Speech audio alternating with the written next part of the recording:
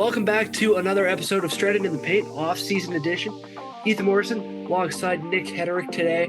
And earlier yesterday, we had some story come out that Mike Krzyzewski, the longtime head coach of the Duke Blue Devils, is retiring after the 2021-2022 season. Nick, what are your initial thoughts on his statement and his announcement? I don't think it was incredibly surprising. It's definitely a shock, but I think to call it surprising would be the wrong word. He's 74. He's done about all you can do. He's broken almost all the records except Wooden's record of national titles, which he was never going to do with given his age.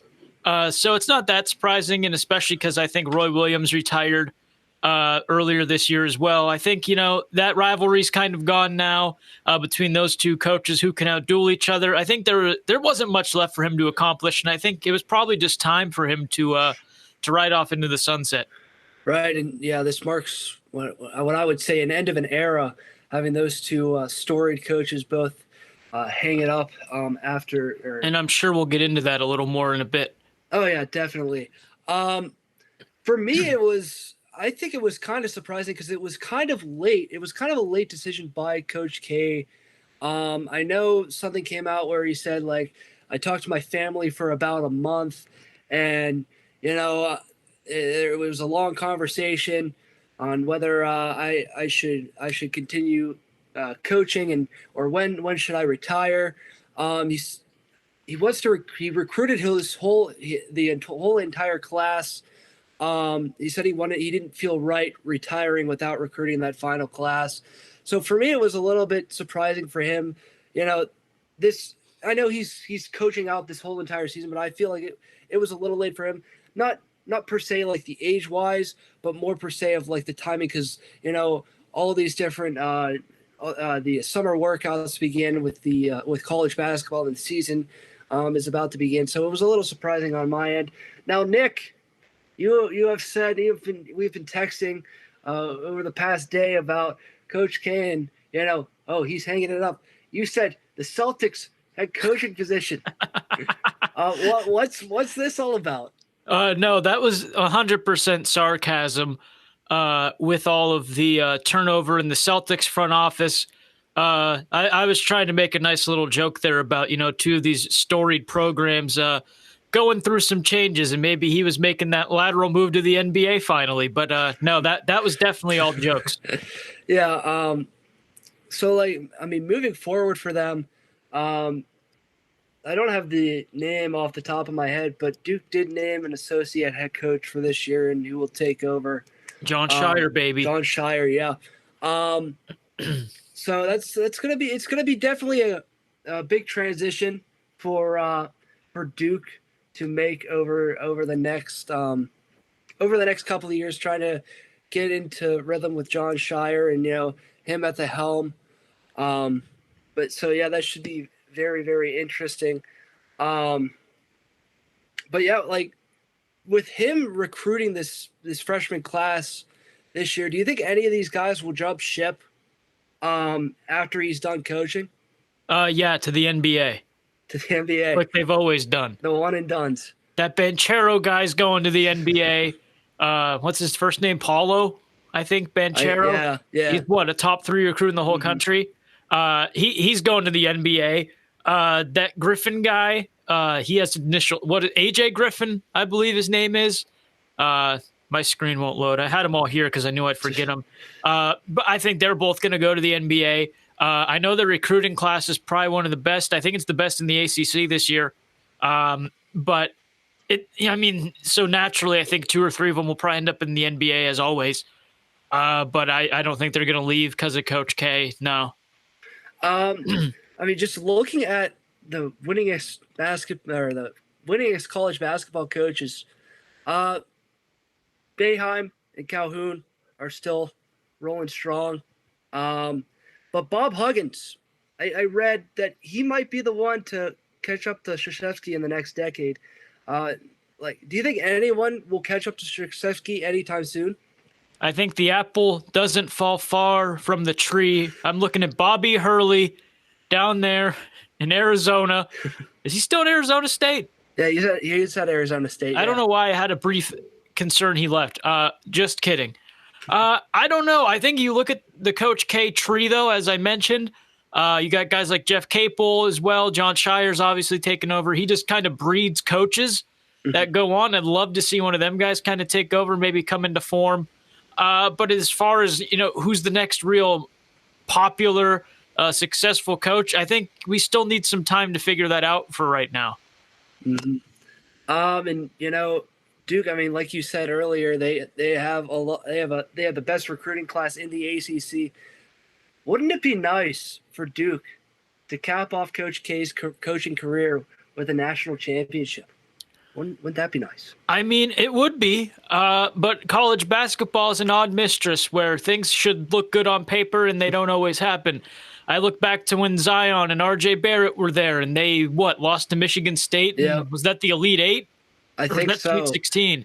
Can't even remember. Yeah, it might have been the Sweet 16. But they played like crap that whole tournament. They barely grazed by Taco Fall and UCF. A missed layup at the buzzer was their only saving grace. And I think that might have hurt Coach K's legacy in the eyes of younger fans because that was a team that 100% should have won a national championship or at least made it to a Final Four at the very least. But they played like crap the whole tournament, got bailed out a couple times.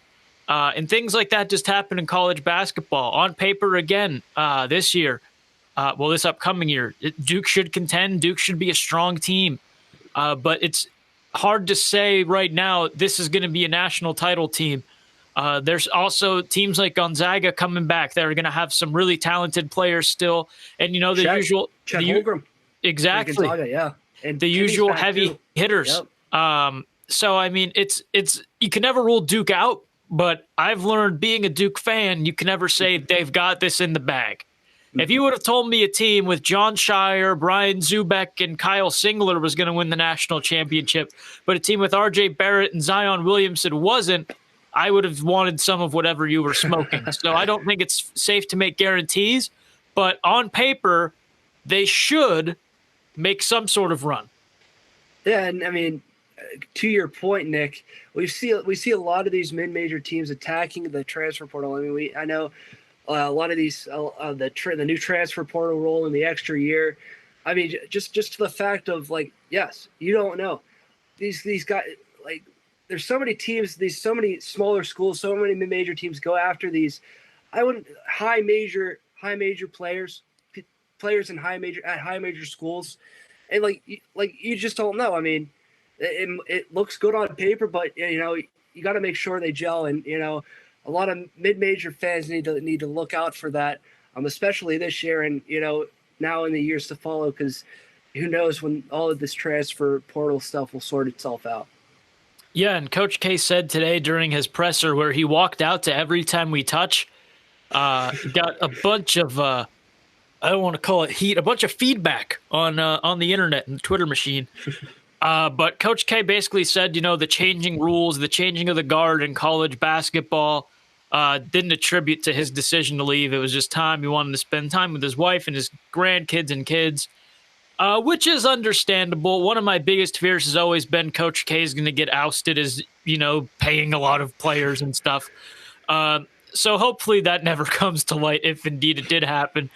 But, I mean... It's going to be interesting to see when the transfer portal stuff ends, and if these older coaches like the Boeheims and Coach K's, Coach K doesn't have to worry about it, but how these heavy hitter teams, these top contenders, adjust with this inflation of players going to some smaller schools, but maybe to get enough of them, they can make some noise. And I know this is a Coach K episode, but I wanted to touch on something. Name, image, and likeness. I mean, you just discussed about the changing of the guards and the new things that are going on around college basketball and the NCAA as a whole. We all know this. Name, image, and likeness is coming very soon to the NCAA, where players will be able to make money off and be compensated for their name, image, and likeness. Duquesne hired a personal brand coach, Jordan Rooney. I don't know if you heard about this, Nick. I did not. Yeah, he was just named. He was named over a month ago, but so it caught my eye because I was on TikTok of all things, and I saw this, and he was discussing to players about like what his job is, and he's going to be working one on one with players to help build their brand. Um, I what are your thoughts on this, Nick? I know it's fresh to you, but I want your thoughts on this. Just hearing it, I want to say it's not going to be an outlier sort of move. I think with all of this players getting paid and compensated, which by the way, I'm extremely excited that they're going to be making some sort of compensation. If you would have told me 5 years ago, and I would have been like, they're getting paid in education. But then you look at some of the numbers these schools are making off of these programs, and it's criminal. That all they're getting in return is, a free semester of school, which is obviously expensive. But for some of these big schools, we'll say Alabama football, for example, it's a little hard to say, well, your 20 grand a semester to cover living on campus is justified for us making $300 million off the football program last year. But I think that this brand coaching stuff, I'm not sure if school, I don't know how it would work, obviously. I don't know if maybe players can hire them personally or if schools are going to be hiring them, but I think it's going to be something that we see more of. It's so easy to build a brand now on social media, online, on YouTube. I think definitely you're going to see coaches. I don't know if coaches would be the right word. Personnel brought in to help these kids develop that brand. I don't see why the school wouldn't maybe want to bring them in. Because then they're going to make the school more money too if these kids are building a bigger brand, because they're probably not going to get to keep all the money. Right. Because I can't remember what dimensions, if they've been revealed yet, go to players for what. But I mean, it's going to be something that I don't think will be that out of the ordinary, especially as time goes on and people learn how to cheat the system, for lack of a better term. Yeah, just reading the press release for Duquesne. So like it's to prepare them to monetize and grow their personal brands, like through endorsements. So like shoe deals and stuff like that. I don't know how all this is going to work. And then like compensation through business activities and stuff like that. But it also says it will provide a educational component on like a positive use on your social media platform. So it's just something nice to see. Yeah, like I said, like with Coach K and Roy Williams retiring, this new era of college basketball is here, and we're seeing this now across the board. So it's definitely going to be interesting these next couple of years. So Nick, any final thoughts before we wrap up this episode? I just want to touch on the Roy Williams and Coach K departures as a whole, because in my opinion, you can give me Red Sox, Yankees, you can give me Browns, Steelers, which is finally going to be a rivalry again. You're welcome, Cleveland. You can give me any other rivalry in sports. I will always think Duke, North Carolina is the best rivalry in sports. And again, you're free to disagree. That's my opinion. This is America. We're allowed to have differing opinions, even though some people might not think that anymore in this country. But that got really intense. But in college sports, especially basketball, there is so much turnover. Players stay for 1 year. The guys that stay for all 4 years play 6 minutes a game. Guys stay for 2 years, whatever. The turnover is immense in college basketball when it comes to the athletes. There are no Derek Jeters. There's no Johnny Damons. There's nobody that you look and say it's Manning and Brady, Colts, Patriots. There's none of that. What you had in Duke, North Carolina was Roy Williams versus Coach K, two of the best to grace a sideline, dueling it with their wit and with their intelligence and with their chess pieces, rather, for lack of a better term, and their players who can, come up with the better game plan, who can control their players the best in hostile environments. That's what made that rivalry so special. That's why, even though you didn't have players to associate with these teams year in and year out, there was this one thing that remained the same, and that was Williams and Coach K. And both of them leaving is going to make this new part of this rivalry, the next chapter, very interesting. Hubert Davis, North Carolina, John Shire, and Duke.